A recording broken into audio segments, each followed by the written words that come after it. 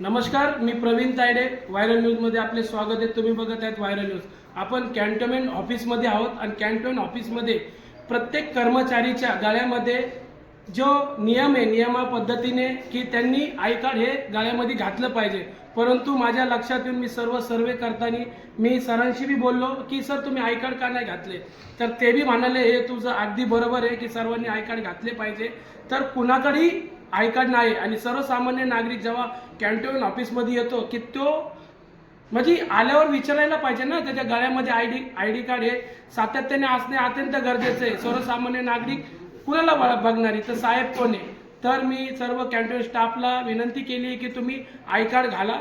तर मी जेणेकरून हा मुद्दा घेतलाय की सर्वांना विनंती केली, अर्ज केलाय की तुम्ही आय कार्ड घालणं अत्यंत गरजेचं आहे. आणि हा तुमचं कामच आहे की आय कार्ड घालून सर्वसामान्य नागरिक, तुम्ही अधिकारी, तुम्ही कोणत्या पदावर आहे, तुम्ही कोणत्या मुद्द्यावर आहे, त्या आय कार्डनी ओळखलं जातं. तर माझं जेणेकरून सर्वांना स्टाफला विनंती की तुम्ही आय कार्ड घाला.